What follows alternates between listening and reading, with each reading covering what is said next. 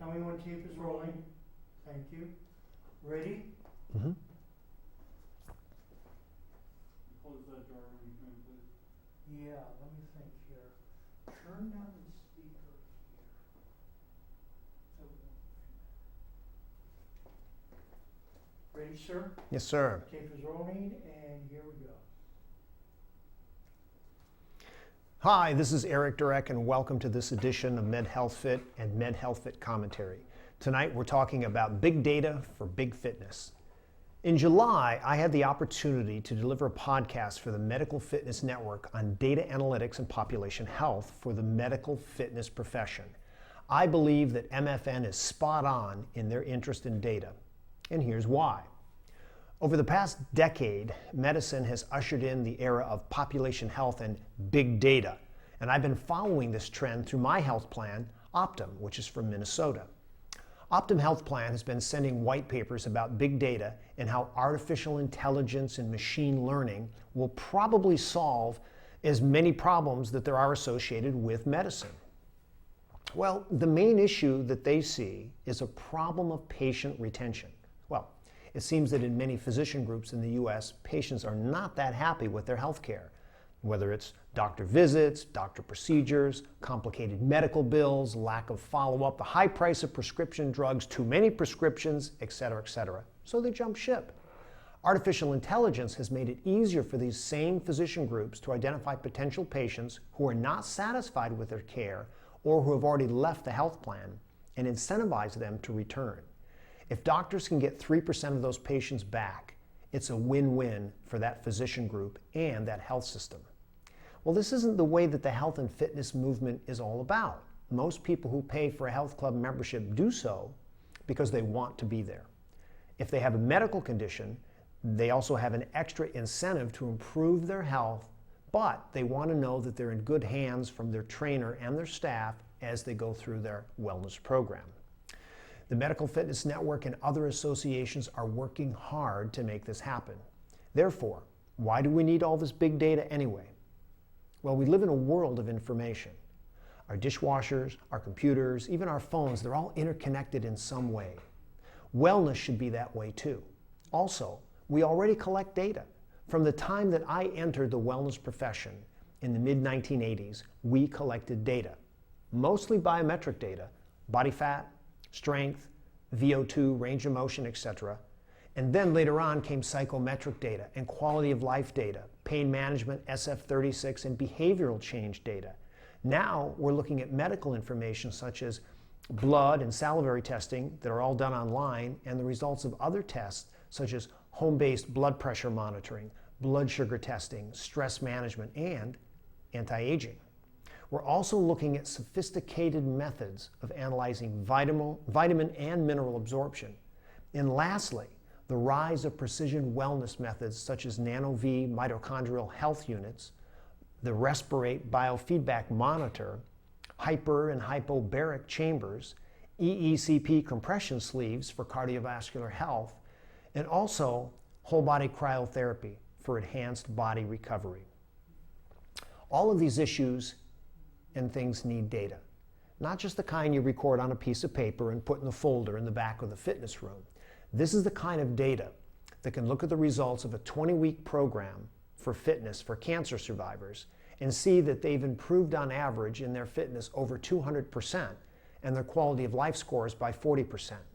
Those are big numbers, and they happen all the time in fitness programs, especially for the growing number of people who are diagnosed with medical conditions and who need the services of groups like the Medical Fitness Network, the Medical Fitness Association, or the Society of Exercise Physiology, or Cancer Exercise Specialist, or any other provider network.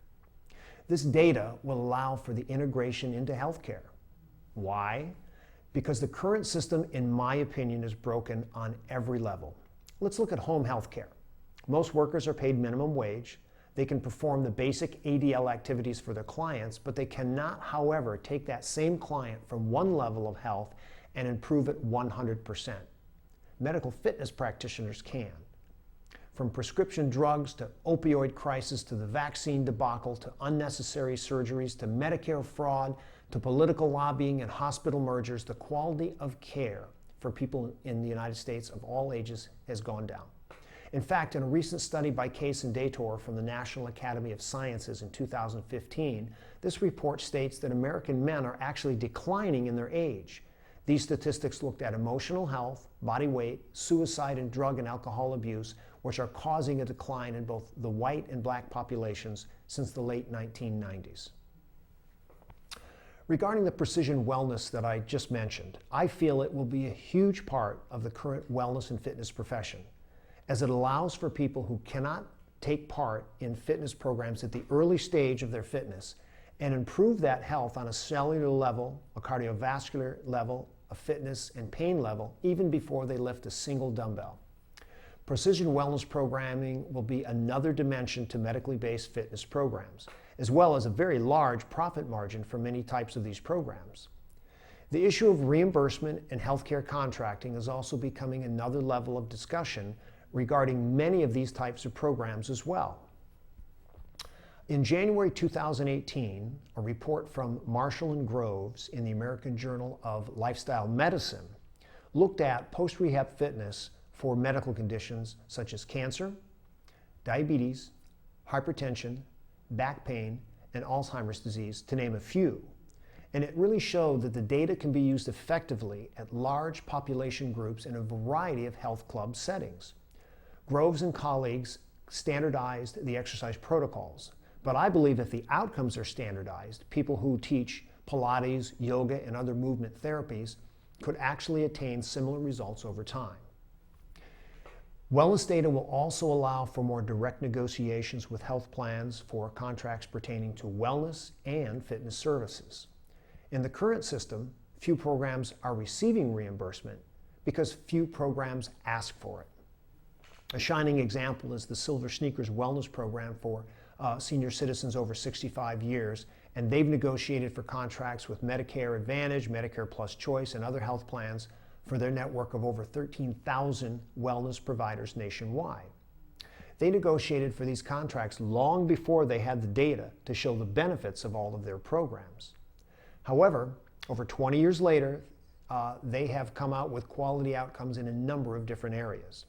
Dr. Jay Groves from Wellness and Fitness Associates in New Jersey has used data from his programs and the report to work with regional plans in New Jersey and New York to reimburse the cost of those supervised exercise programs in all of their facility networks. So the industry itself finds itself in a position of wanting to look at data for their clinical programs, but most really don't understand the process. An example would be companies like Technogym, Fitbit, and Apple Watch. Now, they have great login data for personal information on things such as heart rate, blood pressure, time on treadmill, speed, body weight, etc. But they're all individual and they don't reflect the elements of population health. It's the next generation of where the industry should be. And I believe that the data on existing programs can detail tremendous information without violating any types of laws like HIPAA or CLIA blood regulations, and they will allow for health clubs to share the benefits of that data with those people in medicine, allied health, public health, and the media. This is Eric Durak, and thanks for watching MedHealthFit and MedHealthFit Commentary. Don't forget to like us on Facebook and on YouTube. Thanks for watching.